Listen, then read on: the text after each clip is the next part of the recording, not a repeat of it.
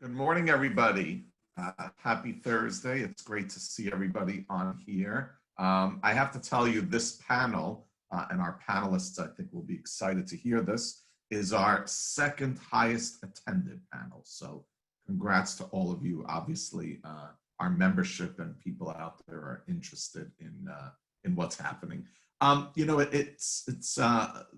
like we see a light at the end of the tunnel. Obviously, other than the 5 boroughs, the entire state is in phase one.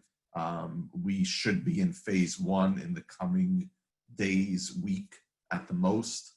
And that's exciting for the construction and building industry, because that means anything that is non-essential can be moving forward. So it's our hope that early next week, our industry will be fully moving.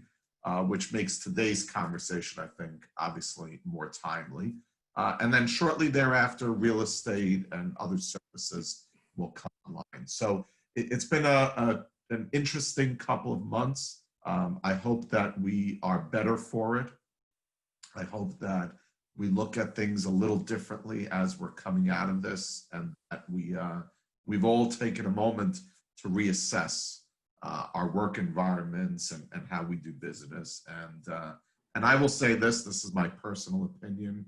While these Zoom things are nice and they've been a godsend during this pause, I'm more excited about getting back to seeing everybody in person, having lunch with people, complaining about a packed schedule with many meetings. And I think I see some smiles, so I can't be the only one to feel that way. Let me start though by saying thank you to our sponsor today, Pat DeSerbo, Northwestern Mutual. Pat's been a long-time Building Congress member, a board member of the Building Foundation. Pat, thank you for your support. I will say this, until Frank Alvarado from CBRE brought this group to my attention, I will be honest and say I did not really understand the letters and what it meant, but doing a little research and talking to some of you, obviously it's a critical part of our industry and of the fabric of real estate and development in New York. So today we're going to hear from members of the Owners Representative and Project Management Alliance to talk a little bit about the future of the workplace, how things have changed, where we go from this, and the future of projects management following COVID-19 pandemic. I think your group harnesses the collective experience to provide clear, consensus-based recommendation to the occupier, tenant, and end user client. And I think that's very important because we're all navigating very challenging matters. And that really affects the design and construction industry as a whole. So again, a timely discussion. You can, for people who are watching us, you can ask a question. I am today playing a simple role, which is to just set it up. And Frank Alvarado from CBRE, who's a board member of the Building Congress, will take it over and lead our discussion. And I'll come back at the end for just some closing remarks. Just a thank you to our panelists, Joe Bolano, Colliers, Linda Foggi, Turner and Townsend, Tom Jaski, Faithful+Gould, Ken Levian and Company, and Ken is a member of the board of the foundation, Building Foundation, and Deborah Romano, CBRE. So Frank Alvarado, I'm putting it into your more than capable hands to lead us in our discussion. Thank you, Carlo. Really appreciate that introduction. Good morning, everyone. Very excited to be part of the panel today and to bring this to you.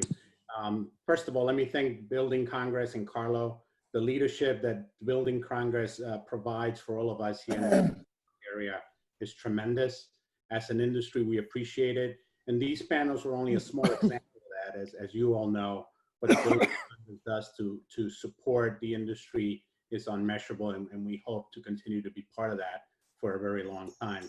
The Owners Rep and Project Management Alliance is a fairly new entity. It came together during the crisis. We felt it was important for us to be out in the industry sharing our knowledge, sharing what we're hearing from the end users, right, and our clients with the industry. And while many of you do have touch points into the clients, we are fiduciary for the end users. But notwithstanding that, we take great pride in our role of being that glue, being that link between the end user and our industry. The AEC industry is what we're part of. We take great pride in that. We take great pride in really bringing knowledge and taking knowledge to our clients, because we're expected to do that. And in many ways, to build consensus amongst all the groups. So we wanted to give today an opportunity to our panelists here to talk about different sectors. We're going to start with the healthcare sector, because we feel, just given where the crisis has taken us, our first responders on the healthcare side have just been amazing. But the healthcare industry, as we know it, is likely going to change. So I wanted to start with Joe Bolano from Colliers. And Joe, maybe you can tell us a little bit of what you see as some of the short-term and long-term effects that COVID is going to have on healthcare capital projects. Thank you, Frank. I appreciate the invite. Carlo, thank you for having us. Healthcare, for folks that know me, is sort of in my blood. It's something that I've been doing for a very long time, and I've actually am learning a lot from most of the panels here as I transition from the owner's side to the other side, as owners like to call us. Healthcare, the irony of the healthcare issue and capital projects going forward is that, as you said, healthcare is at the forefront of everybody's conversations with this pandemic. It is the #1 topic, the great work being done by the clinical folks in the healthcare world. But the irony in it is that even though in the front, as much as it is in the forefront of discussion, it's being impacted by this COVID-19 pandemic that we're going through. And most folks just sort of feel that healthcare is great. It's going to be fine, and it will ultimately, we'll all be fine. But in the short term, it's being impacted significantly by the loss of revenue. While most health systems diverted their focus from all the things that are revenue making, including elective surgeries, and focused on the pandemic and treating COVID patients, which was the right approach, they lost a significant amount of revenue in the system. Revenue that is going to be unlikely to come back in totality, even if it does have some assistance down the road. The reality is that it's just so much of it that has been lost. And as I always tell people, the money is the money. The reality is that they're not going to be able to grow a capital plan that had allocated a certain amount of money and just make it grow. It just doesn't work, specifically, again, with the revenue being down. So I think what you're going to see in the short term is you're going to see some reaction, as I'm sure my colleagues will speak to on their sectors, a short-term reaction to the virus, and what you're going to do short-term. And for healthcare, it really is about getting back to some normality on the electives and revenue-producing items, but also trying to understand how they're going to funnel patients in and out of their facilities going forward.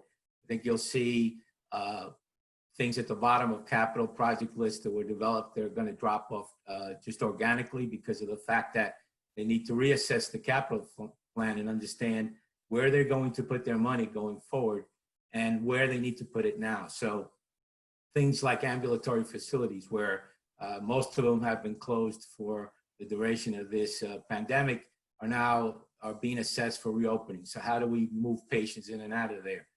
It's no longer just an acceptable measure to put 30 people in a waiting room or just funnel patients without social distancing. So those modifications that need to take place, both in the inpatient setting and in the outpatient settings, are cost to the institutions that are going to need to try to adjust to it. And they're going to have to come from somewhere. And again, there's one capital plan with one capital budget. So things are going to have to drop off for other things to get back on. I think that evaluation is going on. You're hearing from many health systems that they're pausing. If there's a project that was in the works, obviously that needs to continue to happen. But as they look forward, they look at the plan that they had in motion and they think about it and say, okay, where do we go from here? I think long term, the issue of not having enough ICU beds, the issues of figuring out how to move patients through the system is going to be a conversation that's going to go on for a long time. I think what you'll end up looking at is a much flexible environment in healthcare, and that's just not on the clinical side, that's on anything else.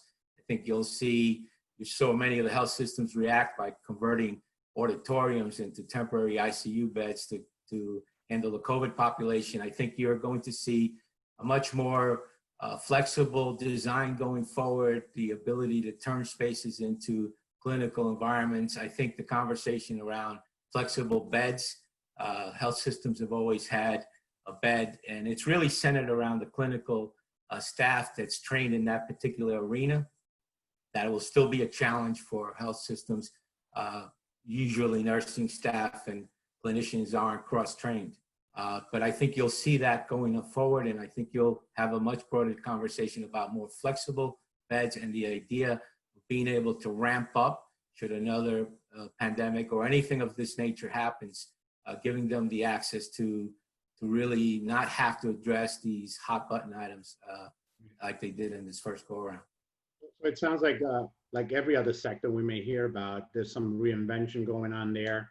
And it's interesting. One of the things that I think we're all thinking about is many of the other crises that we've lived through in the past have always yielded, and we've come out of with something different, something new, something influential in our industry.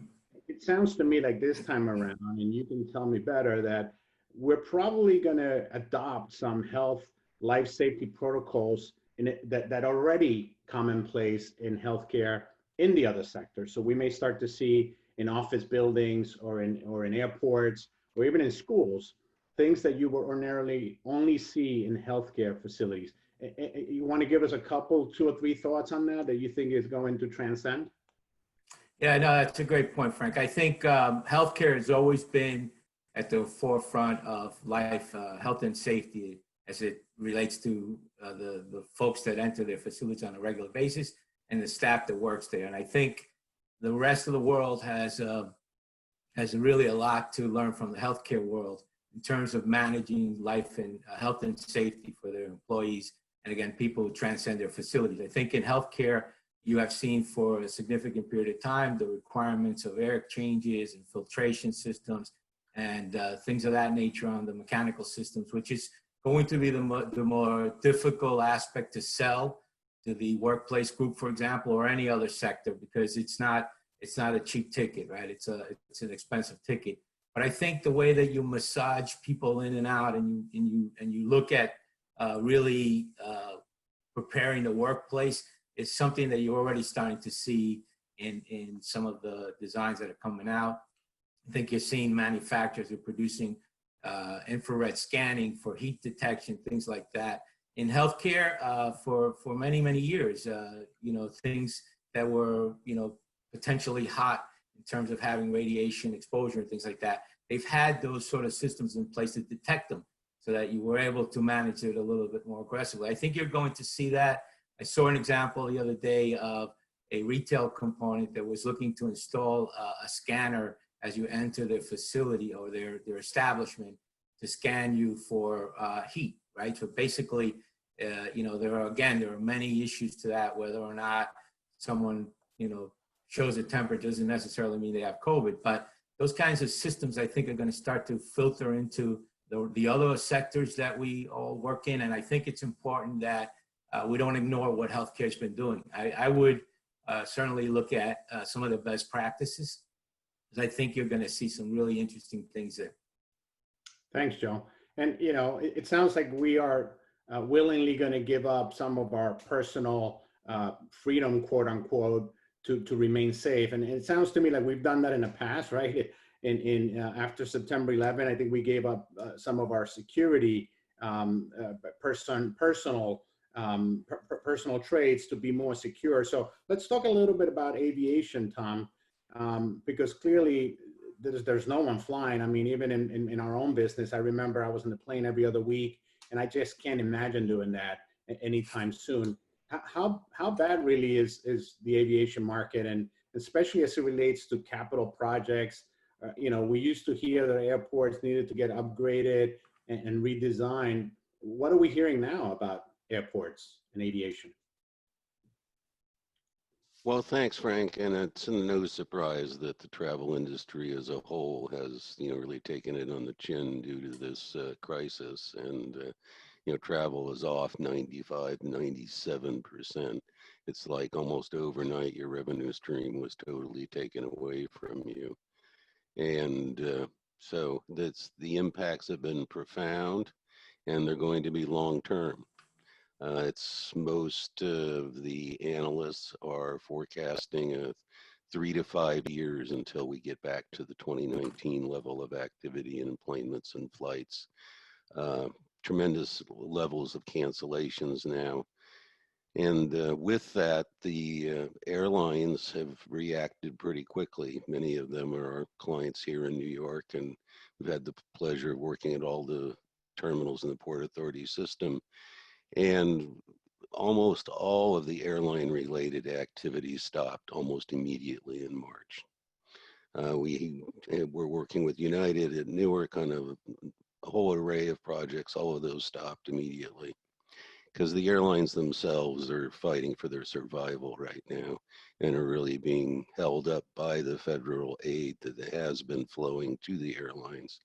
But it's going to be a long-term situation.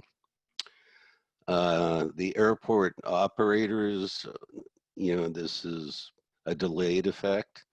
As the airlines have canceled flights, the airports are no longer collecting landing fees. They're no longer having customers park in their garages, nor are they buying things in the terminal, which were the airport operators' primary sources of revenue. So those have dried up.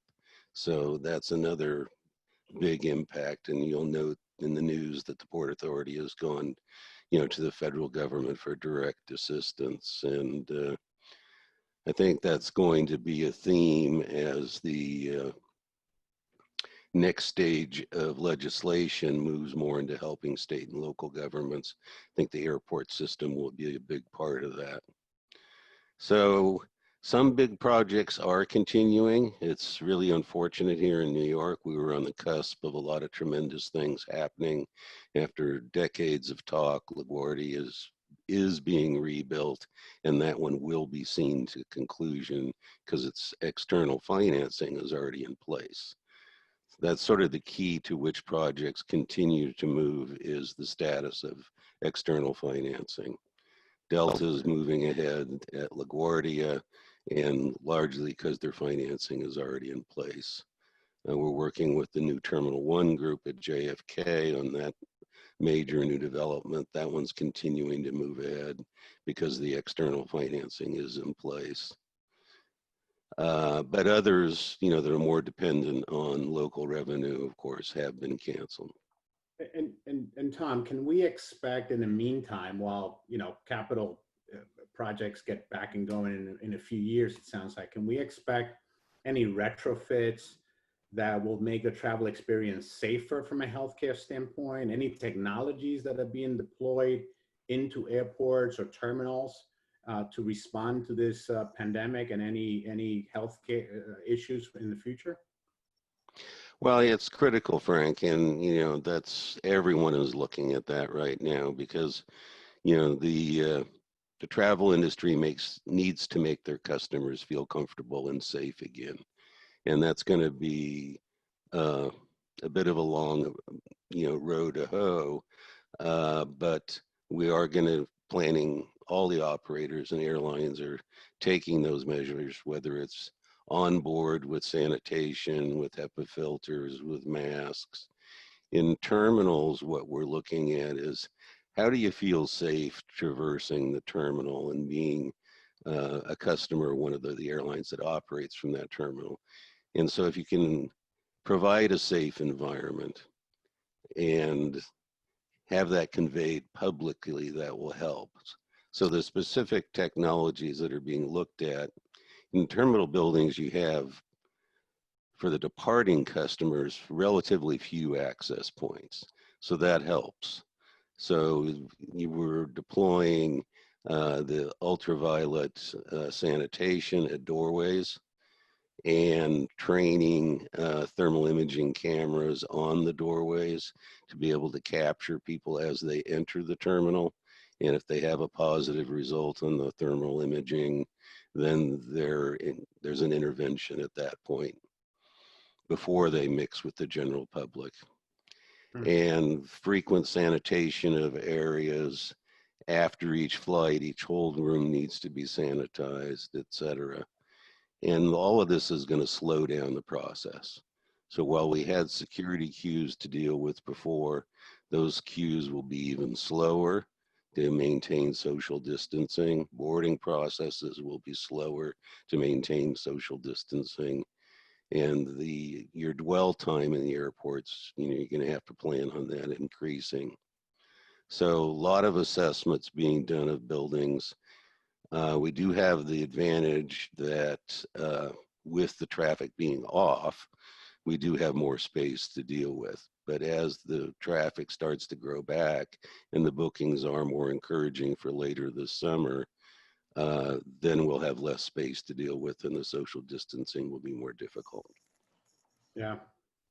Well, thank you for that. It does seem like we need to solve for it, and it sounds like on the healthcare side, we may be able to bring some of what they've been doing to aviation, but also to education. I mean, education is one of those things that I think is first in our mind today. We now know that the school year is over.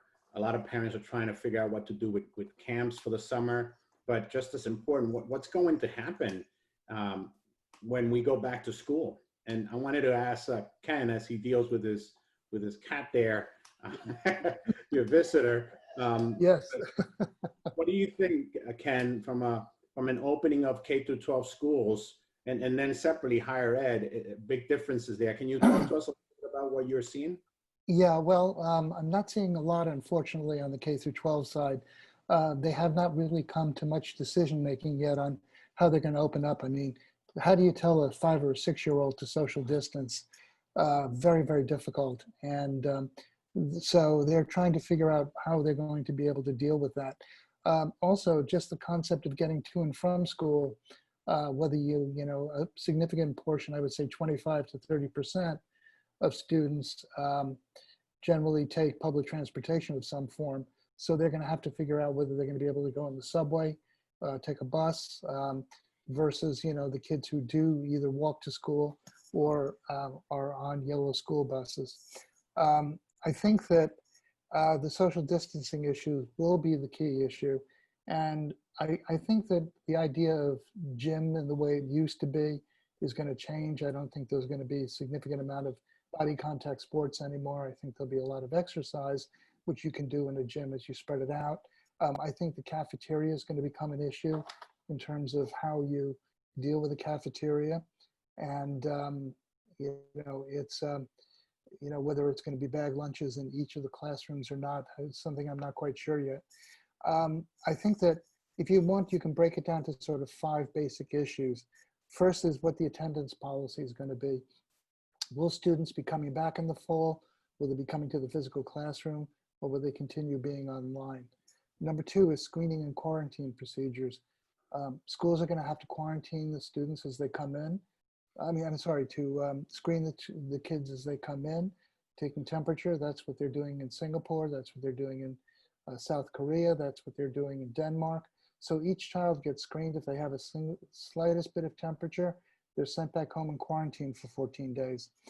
I think that if a child in the class gets sick while they're there, are they going to quarantine the children for 14 days in that classroom? How are they going to deal with that as an issue? The 4th issue is social distancing, which has to do with class size. The average class size is in the low 20s. And will they be able to have standard classrooms in the same way and the same size? That doesn't look like it's going to be. And then the 5th issue is the hygiene and cleaning, hand washing. What are the bathrooms going to look like? Are they all going to have, motion sensitive faucets, lavatories, so on and so forth? It's going to be a very different sort of setup that you're going to have to set up. And then finally is the air filtration and how you get air in and out of the classrooms to keep it from becoming stifling. And I think that's a similar, it's going to be with every single space going forward, is how you filter the air and keep it going in the right direction. In terms of higher education, there is a lot more activity on that because they have an adult population they're dealing with. Some schools, like Howard University, has decided they're going to start early in mid-August and end before Thanksgiving. They're going to compress the schedule. And what they've done is, which is kind of interesting, is they have what they call an A-B scenario. So if you're in the A group, you attend classes physically on Monday, Wednesday, Friday, one week, and Tuesday, Thursday the next week. And then you reverse it, and the B group goes Tuesday, Thursday, Monday, Wednesday, Friday. So they'll be able to reduce the amount of students in the classroom by 50%. They're hoping that's going to make a big difference. Some schools are starting later. They've decided that they would rather start in mid-September and finish right before the December break. The problem with that is the flu season begins right around Thanksgiving, and everybody's concerned of what that's going to mean as well. How are you going to handle sports? Sports are going to be a key issue. They're very important to the athletic programs. Are very important to most of these schools. Will they be able to have sports, extracurricular sports and activities, or are they going to find themselves in a situation where there are just no more sports, which is frankly a big revenue generator for the schools? Finally, I think that the last thing is the dormitories. Dormitories are usually 2 students per room. They're very crowded. They're very tense, dense. So some schools, such as Howard again, has decided what they're going to be doing is setting up a dormitory, which will be a dormitory for isolation. So if a student tests either that they have a fever or something else, they're going to be put in quarantine for 14 days into a special dormitory. All this is very complicated. I don't know how it's going to work practically. I think it's going to be extremely difficult considering the amount of people involved in these populations going forward. And Ken, is there, because so much of what we're talking about is kind of the immediate impact, how our clients are reacting, and as a result, what we may be able to do. But if I can ask you to think long-term for a minute, post-vaccine, right? If we can assume for a minute that the vaccine is going to help this, are there any long-lasting repercussions or opportunities for our industry in the educational sector about the changes that will need to happen that will be permanent? Anything you can think of? Well, I mean, I think that education is going to have to rethink how it physically has children in the classroom is just to begin with, and whether remote learning is going to become a more major part of the future of education, and children come to classrooms maybe in the same way that we're talking about with higher ed. Maybe they come Monday, Wednesday, Friday, Tuesday, Thursday. The problem with that, of course, is childcare and how you're going to be able to handle that. In terms of the physical attributes of the school, my conversation with architects so far is they have absolutely no idea how they're going to be changing schools at this point. I think schools are going to have a very hard time transitioning into the fall semester. Yeah, I'm afraid that's true. How about the other things we love to do? The museums. I love going to plays. All of these venues. Is there a long-lasting effect? Do people sit, with more separation on a long-term basis? Do the audience numbers get limited? What are you seeing there? Well, again, I think the theaters have the same issues as, frankly, K through 12 education, or with, Tom's clients at the airports. You're putting a whole lot of people on an airplane, and how are you going to do that comfortably and in a way that's going to make health sense? So for theaters in particular, they have very difficult economics, as you know. They always work on a shoestring. They barely make any money. So for them, it's going to be extremely difficult. If you take out every other row and you limit and create, except for families, where a family group can sit together, but as individuals or couples, do their thing, what you end up with is, I guess what I would call, sorry about the cat again, What you end up with is, probably staggered seating that ends up being 25 to 35%. And, I think that the more difficult parts are going to be the lobbies and and the bathrooms. How are you going to get people into those incredibly tight bathrooms and lobbies in the future? Very, very difficult to deal with. Thank you. Thank you for that. And it sounds a lot of common themes throughout these sectors. But let's talk about, there is, by the way, before I move on, I know there's some questions being posted on the chat. We appreciate that. I'm trying to leave enough time to get back to some of those. If not, some of them will also be answered just in writing. But I encourage you to continue to ask questions. We'll leave some time at the end for those. But let me shift my attention a little bit towards kind of the office sector, right? Which is, for many of us, we're personally impacted by that. We're all obviously working remotely, not in the office. Hopefully New York City will open up, as Carlo said, in the next week or two. And I know we're all looking forward to that human interaction. But how are we going to accomplish that, right? And, how are landlords, and I wanted to just ask Deborah Mano to tell us a little bit what she's been hearing in terms of the landlord and the property management world. How are they preparing to receive not only tenants, but construction again, right? What can we expect as professionals that need to build in these buildings? How are landlords preparing? What do you see in that? Thanks, Frank. Good morning, everyone. So, Frank, to your point, we've all been working remotely, but landlords have still been operating their buildings, and they've been dealing with this crisis from day one because they needed to prepare, or they need to be preparing for what will be the short term and then the long term. And there's probably a midterm in there somewhere as well. I think landlords actually have some of the toughest problems to solve right now, because in a multi-tenant building, they need to be dealing with each tenant, and each tenant will have their own reentry plan, which may or may not align with some of the changes that need to be happening in buildings. And the landlords need to be making modifications across a multitude of platforms in their buildings.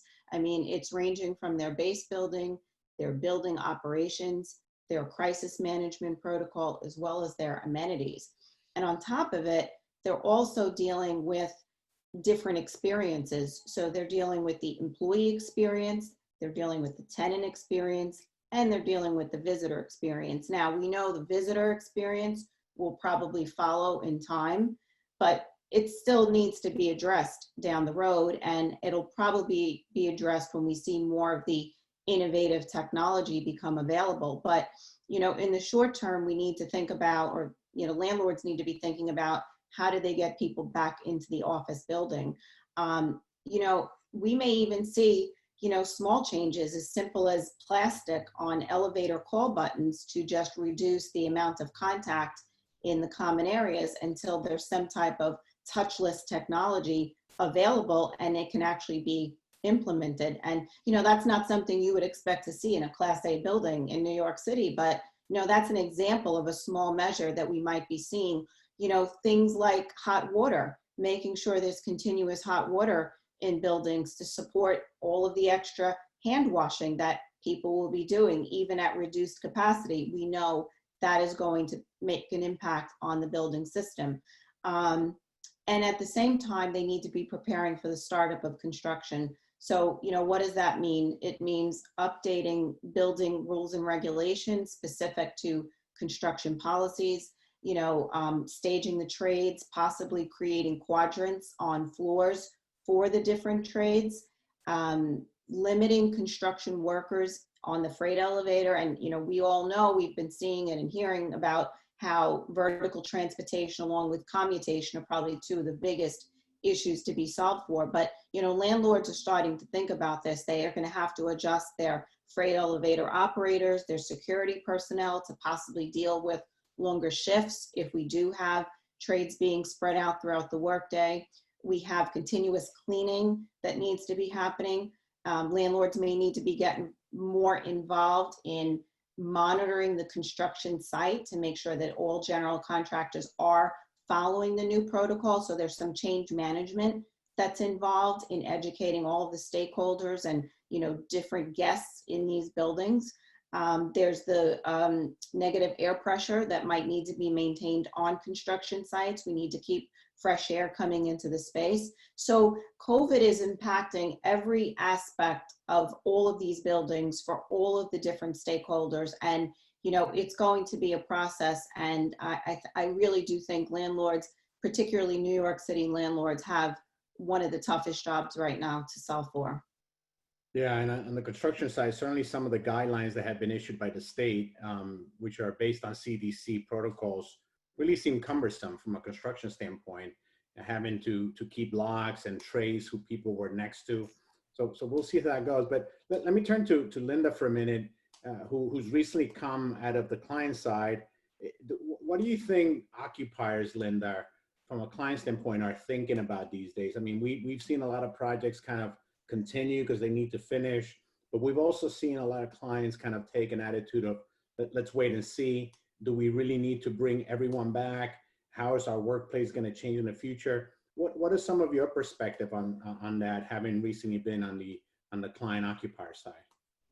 Sure. So I think that the occupiers have had their revenues impacted just like some of us and everyone else had. And so some of them have had to really shift into a cash conservation mode. And so they're really trying to reassess their capital plans, understand which projects they need to continue on with, which ones they need to finish, and which ones they can hold off on. And so even if they're in a type of business that is less impacted, maybe let's say technology sector or financial services firm, they still are trying to understand what the ramifications of all of this is. The safety of their people is paramount. And so they still need to conserve and prepare so that they can try to address these issues. And they don't know exactly what it's going to cost them or how long it's going to take and what kind of impacts it's going to have. And so I think, like the rest of us, they're trying to slow their spending, conserve where they can. And so because of that, they're relying on trusted advisors like us to help guide them through this process. They're also, I think, thinking about their schedules and their budgets on their active construction projects that were in flight. A lot of times the clients have back-end obligations, like they might have leases expiring. They need to get out of space and move people about to other spaces.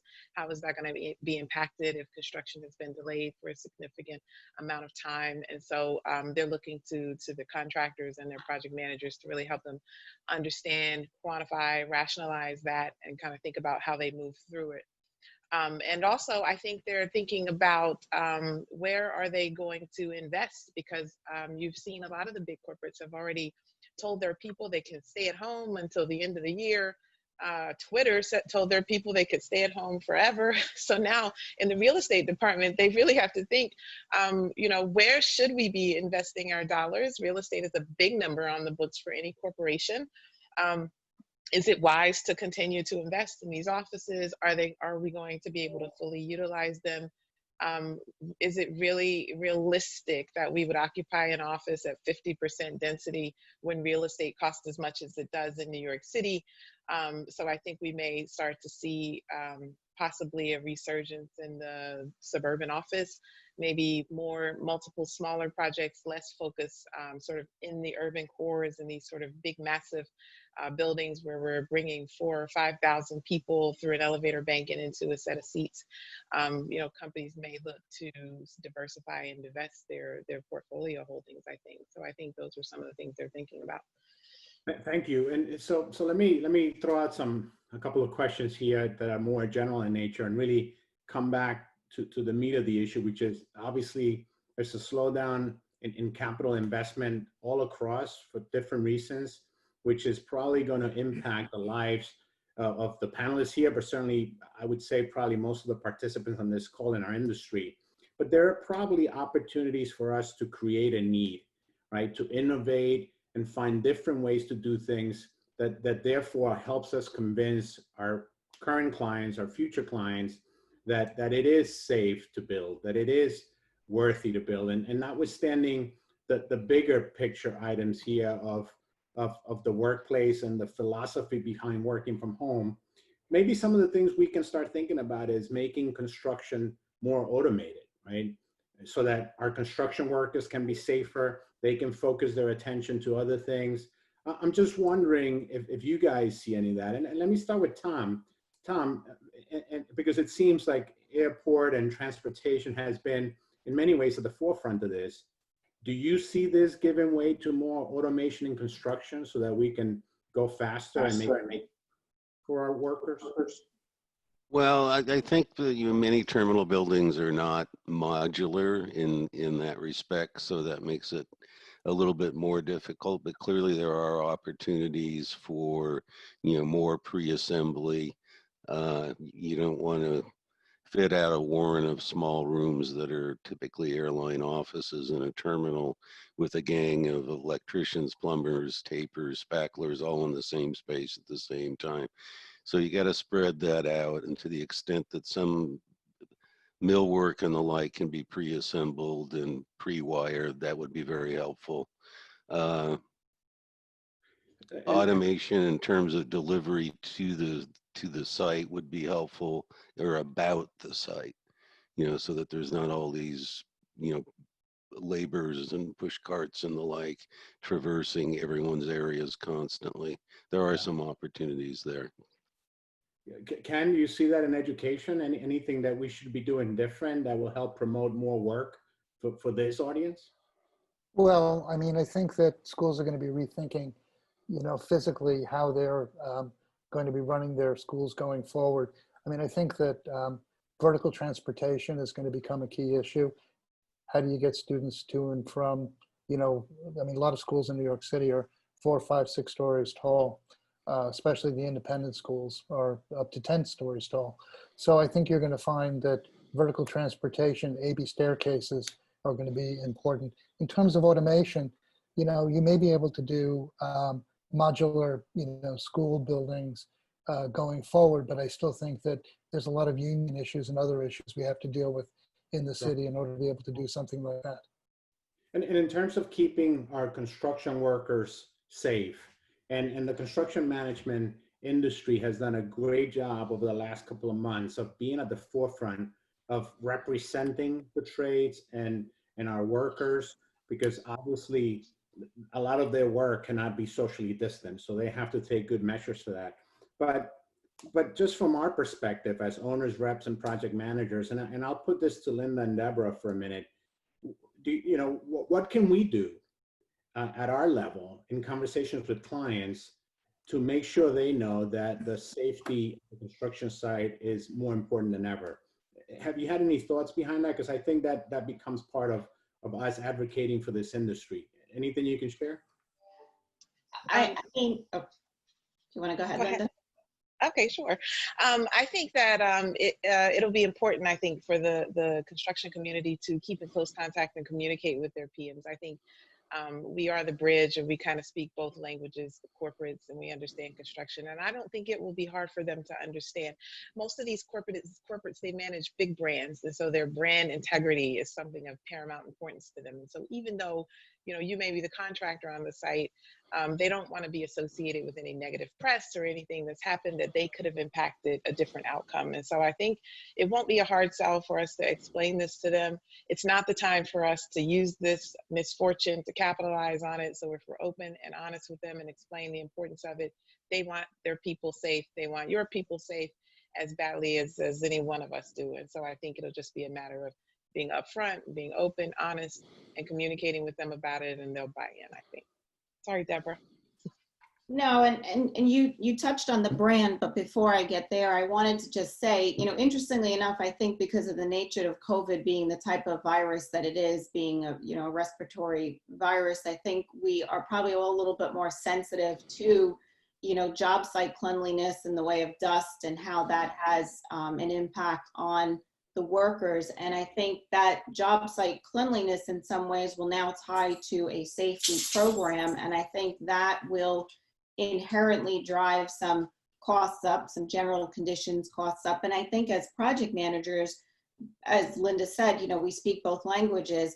I think we need to, educate our clients about the reality of what it means for the job site now. And I think it's uncharted territory for us. That's the problem. We don't have any experience to draw upon yet to say, this is what you can expect to see in the way of additional costs or additional schedule impact, but we have to really you know, roll up our sleeves with our clients and be prepared to set those realistic expectations, because to your point, Linda, it's their brand. And I think all of our clients are, you know, wanting to do the right thing for, you know, their workers, as well as, you know, the job site people that are supporting their projects. So I think there's an impetus for everyone to really be involved in making the job site safer and bring innovation to the job site. So let's shift a little bit. I'm gonna focus on some of the questions that have been coming in, and I would encourage if the audience, if you have any other questions, please go ahead and use your chat function or your Q&A function to get them in. Joe, let me start with a couple of healthcare related questions. What about senior living facilities, right? So we've now seen that unfortunately it's been many of the nursing homes and senior care facilities that have been impacted the most. Have you heard anything about the shifting priorities that would lead to capital being spent differently there?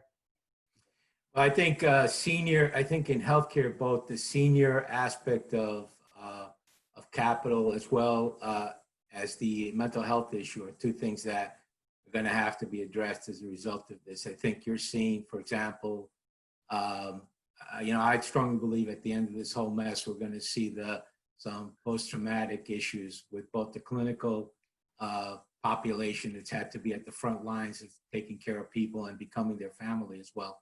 You're going to see that, and you're going to see same issue with people who are at home, you know, right now locked up for months and are now going to deal with that as well. So unfortunately for healthcare, neither one of those sectors has been financially attractive. It's not that, you know, it's not a fault of anybody. It's just the way that the structure of getting reimbursed and paying for it. So I do think there'll need to be some things addressed on both of those fronts, on the senior living, because if you're going to put sicker patients in those long-term healthcare facilities, you're going to have to address the issue of trying to keep them safe.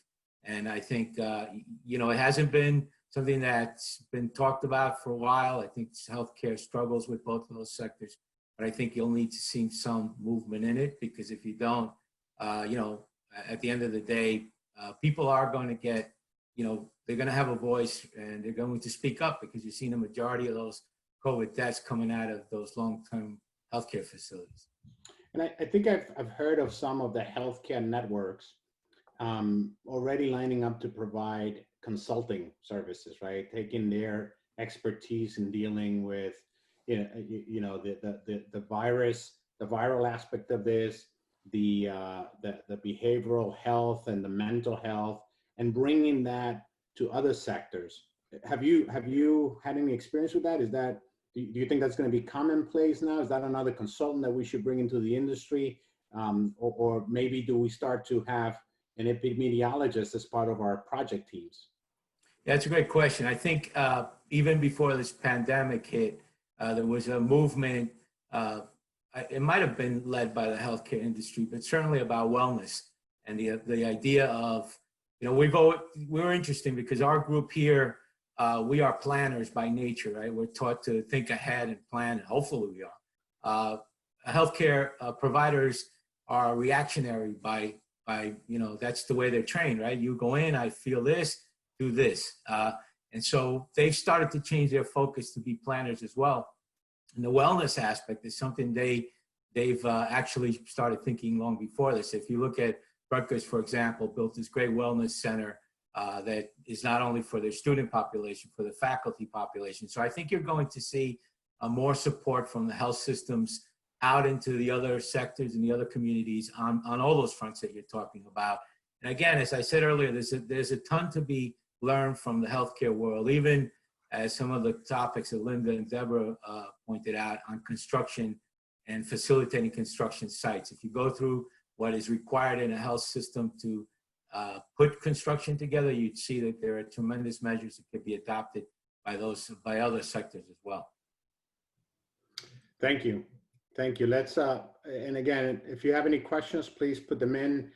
There are some questions here that may not be appropriate for this panel, but if some of the panel members want to type them in, if we don't get to them, we certainly welcome that.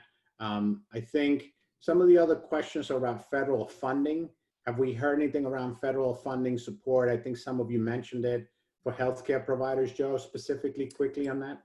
Yeah, so typically when a situation like this happens, like they did with SARS, where they did with some of the other major events we've seen, there's usually a FEMA grants to get established, and the healthcare facilities file these FEMA applications, these FEMA grants, to try to get back some of the money they spend. I think what you're seeing now from different health systems is they're trying to track every expense they had, both true hard cost of capital as well as equipment cost and other labor costs. And what they usually do is they push these grants out. But again, it's not unlimited money. So you end up putting more than you typically get back, but you try to get as much as you can back.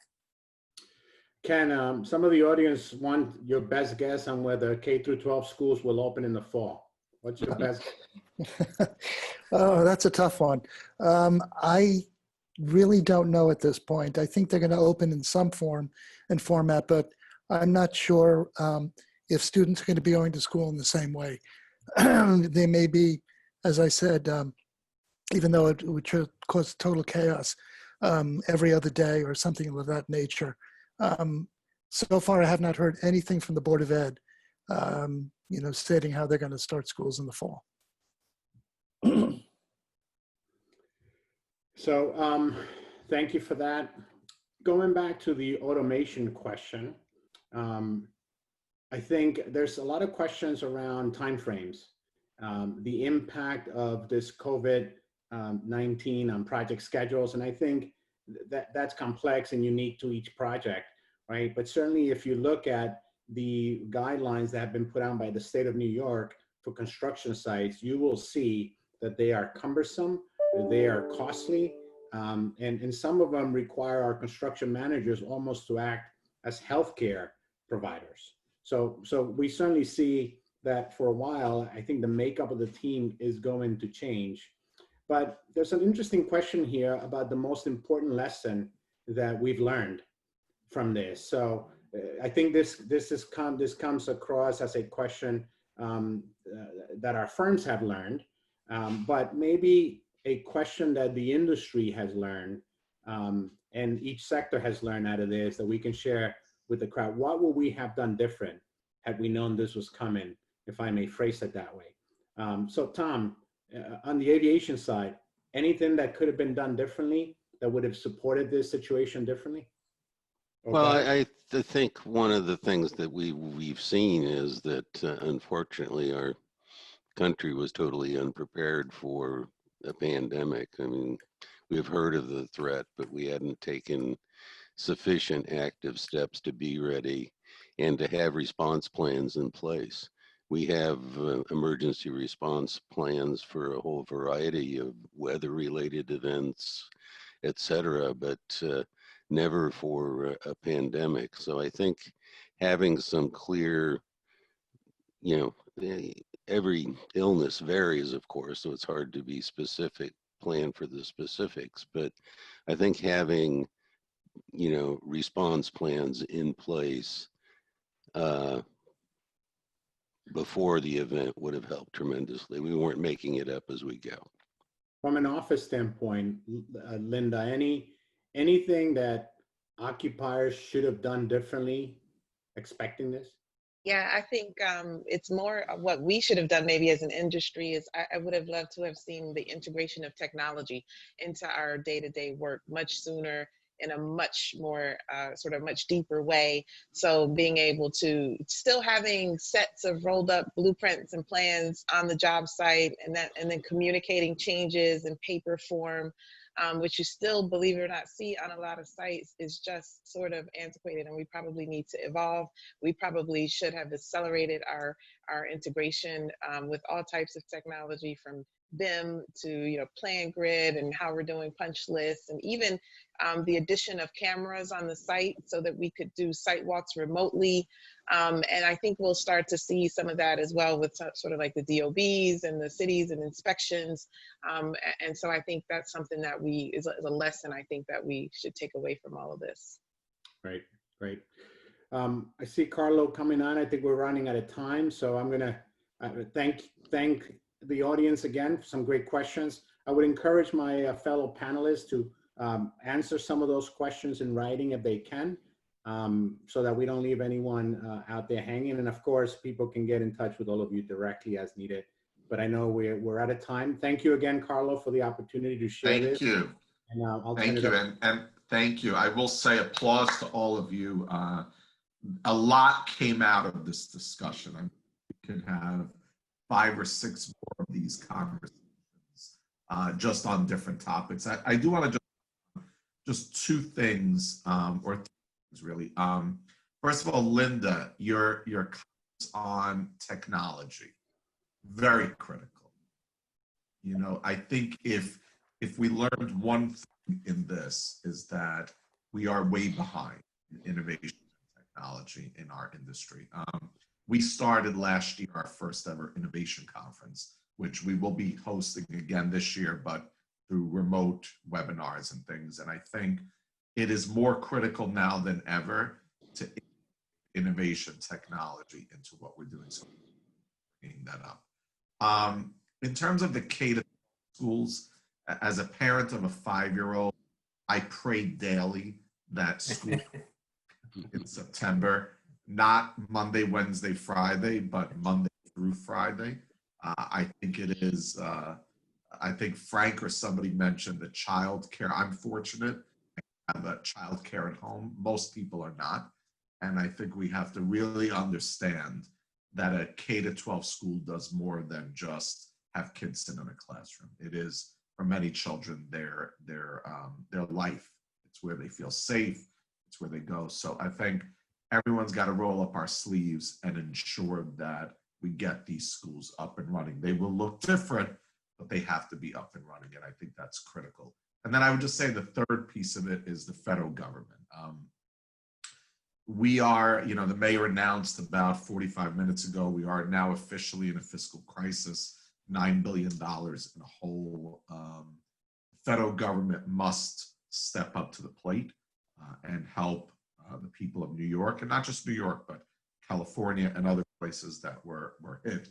And I think it's going to be up to this industry to jumpstart, because real estate, construction, the entire industry that we all represent has historically been the place where people get moving. So I think that is very critical. So next week on Wednesday, instead of Thursday, we're moving our Espresso with Carlo. By the way, I did have my Espresso while I was listening to all of you. So cheers, thank you.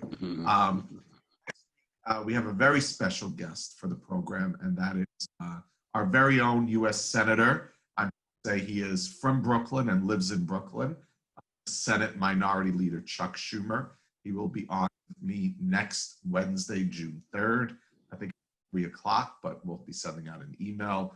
And hopefully we'll be able to have a robust discussion on federal funding and how the federal can really come in and help New York industry during this period. So with that, thank you to you all.